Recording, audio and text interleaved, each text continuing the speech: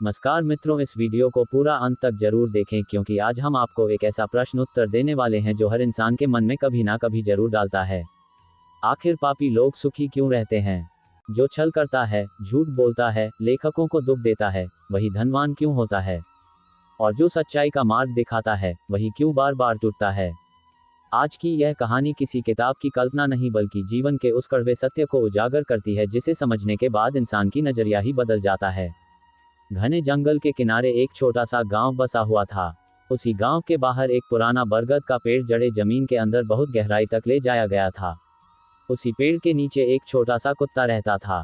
उसका रंग भूरा था, बॉडी दुबला शैलेट और आंखों में एक अजीब सी समझ थी, जैसे वह सिर्फ जानवर ना कहे बहुत कुछ सोचती हो।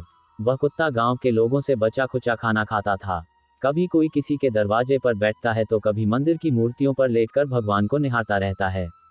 उनके जीवन में ना कोई सुख था ना कोई बड़ा दुख, बस चल रही थी सांसें।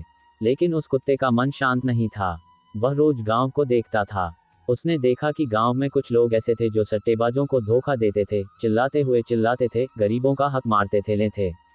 फिर भी उनका घर बड़ा था, कपड़े अच्छे थे, पेट भरा रहता था और लोग उनके आगे पीछे रहते थे।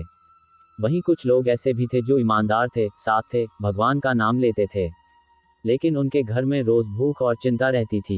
इस दृश्य में छोटे से कुत्ते का मन अंदर ही अंदर जा रहा था। एक दिन शाम के समय जब सूरज ढल रहा था और आकाश लाल रंग में रंगा हुआ था, उसी रास्ते से महर्षि वेदव्यास गुजर रहे थे। उनके तीव्र मुख, शांत चाल और आंखों में अनंत करुणा थी। जैसे ही वे बरगद के पेड़ के पास आए, वह कुत्ता घुस गया। ना जाने क्यों उसके मन में एक अद्भुत साहसिक जाग उठा।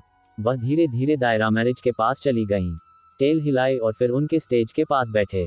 व्यास मुनि रुके। उन्होंने उस कुत्ते की ओर देखा और मन सी मुस्कान ने उनका चेहरा देखा। कुत्ते की आंखों से दिखावटी आकर्षण।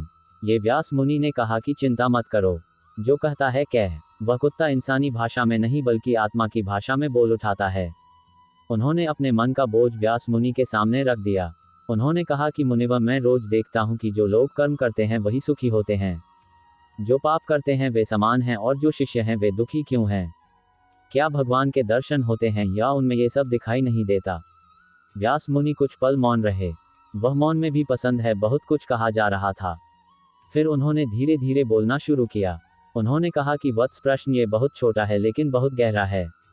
तू जिन पापियों को सुखी देख रहा है, वह उनका वर्तमान नहीं, उनका भूतकाल है। हर इंसान आज जो भोगता है वह किसी पुराने कर्म का फल होता है। कर्म कभी नष्ट नहीं होता, वे बस समय लेकर टोकरे हैं। व्यास मुनि ने कहा कि जैसे कोई किसान आज बीज बोता है और मासिक आधार पर कटौती करता है, वैसे ही कर्मों का फल भी समय पर लेकर आता है। जो आज पापी सुख में है, वह अपने पुराने पुण्य कर्मों को खा रहा है, लेकिन साथ साथ वह नया पाप भी जोड़ रहा है। ये बिल्कुल वैसा ही है जैसे कोई इंसान पुरानी जमा पूंजी पर पैसा लगाए और हर दिन कर्ज वसूल करे। एक दिन उसने जमीन खत्म कर दी और कर्ज सामने खड़ा हो गया। कुत्ते का ध्यान सुन रहा था। व्यास मुनि ने आगे कहा कि जो सात्विक लोग आज दुखी होकर प्रकट हुए हैं वे भगवान द्वारा छोड़े नहीं गए हैं। उन्हें सोने की तरह से आग में तपाया जा रहा है ताकि वह शुद्ध हो जाएं। भगवान रेन प्रेम करते हैं, उन्हें मजबूत बनाते हैं। दुख उनकी सजा नहीं, उनकी तैयारी है।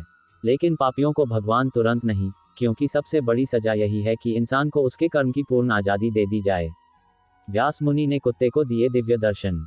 कुत्ते ने देखा कि जिन लोगों को वह सुखी कह रहा है समझता था, वे रात में चैन से सो नहीं पाते थे। कोई डर में जी रहा था, कोई अपमान के भय में, कोई अपने किए कर्मों से भाग रहा था। बाहर से हंसी थी, अंदर से आग। व्यास मुनि ने कहा कि पापी का सुख सिर्फ दिखावा